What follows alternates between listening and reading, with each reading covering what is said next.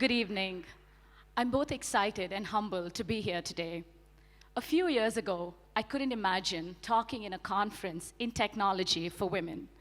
Two reasons for this. A, it's technology. I'm no technologist. I'm a marketer by education and experience. And two, I'm talking to women who are trying to build a career while I had almost given up mine a few years ago. I want to take a minute to share my backstory with you before I get into my presentation. 10 years working in design and retail. I gave up my job the day I knew I was pregnant. My intention at that point was very clear. I was never returning to the workforce.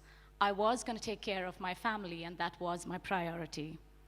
But a year into that break, and after having my son, something was amiss for me.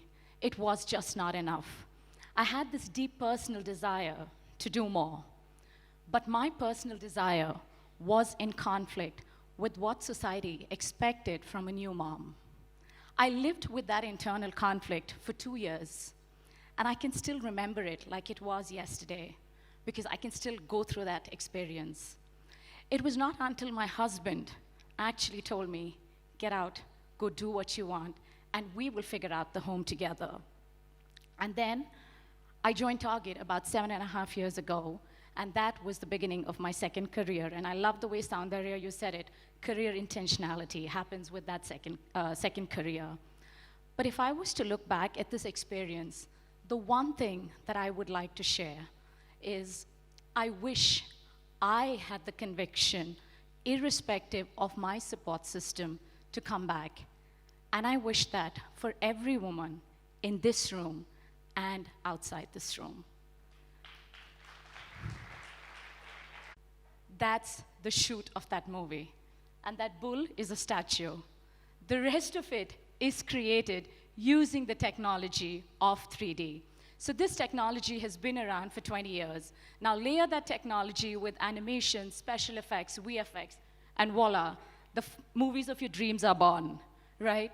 Over the last few years, 3D, layered with emerging tech like VR and AR, has found its application in many industries. For example, simulation of surgeries in medicine, or whether it was in aviation for training. What we did was innovating by taking this technology to create content for retail. I'll spend a minute to explain why we did that. 3 reasons. One is our digital business was growing, which means we needed more photography to fuel that business. 2, there was the social media explosion that was happening. And what that created was there was an increased demand for content from marketing while our budgets remained the same. So what we did was try to create that content using CGI or 3D as a capability. Take a look at what the team did with this capability.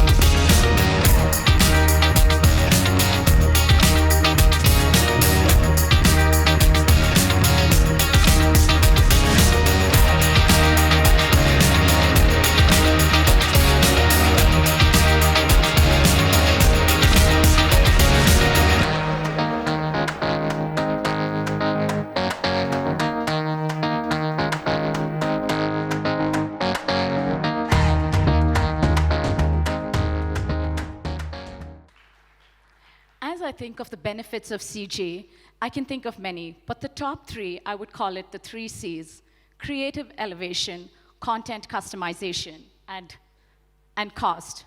Creative elevation. An art director sitting in Minneapolis can pretty much put that chair, whether it's the patio in Florida or it's by your pool in Miami, it doesn't matter. Either ways, the team in Bangalore is creating that content. So today, budget is not your constraint. Your constraint is only imagination. Content customization. When you think of online sales, when you see that green couch against a white or a gray background, and when you see it in context to your living room, it makes a huge difference in online retail. So context and inspiration is key. But when you think of extending this kind of photography to tens and thousands of products that we sell online, think of the back end. It's almost an impossible task. Think of the number of photo crews, studios, art directors, what we need to hire to get this done. But think about this in CGI. Once that room is created digitally, all it takes is an edit, whether you want to add a window, delete a wall, or you want to change the flooring, or change the color of the couch based on how we sell it on Target.com. So now you have content customization at scale with the use of this technology. Third, what better? For every single photography that we produce, we can produce 6 CGI images, and the team is constantly working at getting this at a better ratio.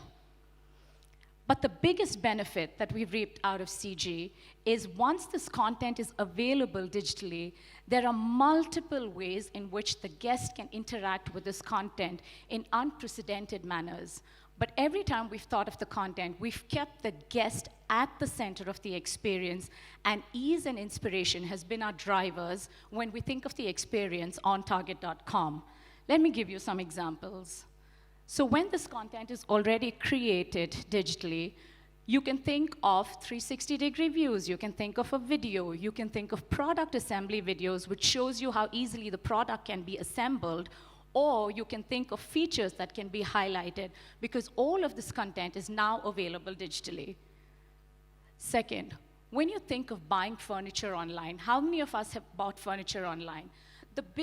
What we understood from our guests, the biggest reason they do not have the guest confidence to buy is because they don't understand scale.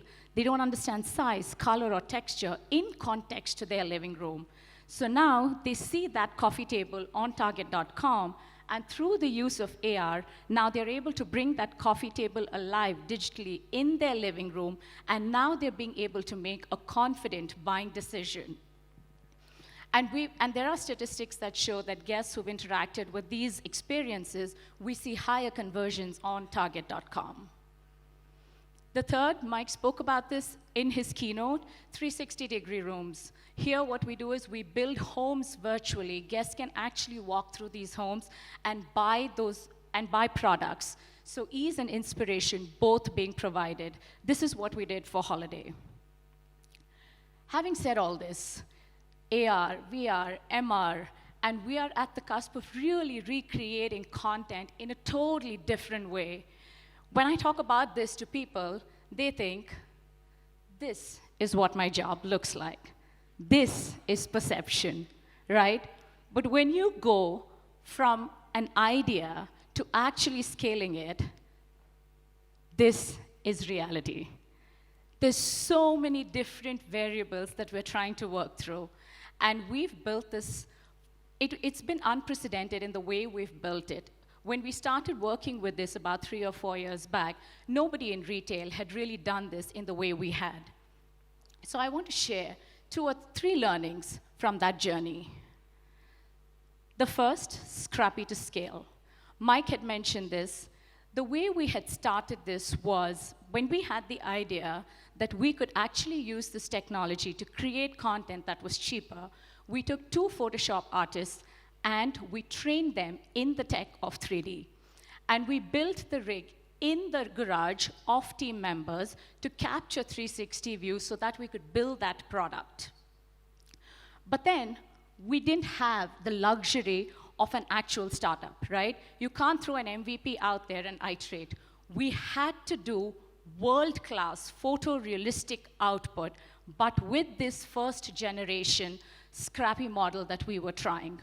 The challenges there were really, really different. While we were doing this in such a scrappy manner, the mindset to do this was that of tinkering, right? Nothing was a constant when we were working. The only constant was we wanted that world-class output. And then we tinkered with everything else to get that world-class output. But now, when you get the approval, we got an approval to go to scale. In 3 months, we had to do 20x of production. And for this, we had to do 20x of production, which meant there had to be a team. So we were a team of 10, and we had to go to a team of 100, which also meant we had to bring in multiple global partners. We had to communicate our vision. We had to work with global vendors. We had to set up processes, workflow, technology. Now that mindset of scrappy ends. You have to have a mindset of precision and execution and planning when you go to scale like that. So it's two sides of a coin, scrappy and iterative to precision and planning for scale, two sides of the coin that we had to change through. The second one is problems and priorities. When we think of innovation, how are we anchoring this in a problem, either of the guest, of the business, or a priority of the business? It's very easy to get carried away by the technology. While I said the way we started CG was grounding ourselves in the problem, I can share an example where we were not so successful. We actually got carried away with the technology of VR. So what we did was, as we built all this content, we started using VR as a technology, and we took some experiences to the store. The guest wasn't ready for it, because we didn't understand or anchor our experiences in an actual guest problem.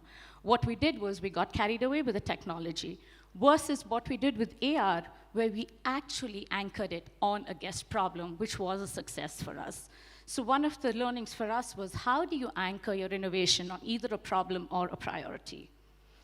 The last part, ambiguity and agility. How do you have a team culture that embraces ambiguity, gets energized by ambiguity, and moves in an agile manner?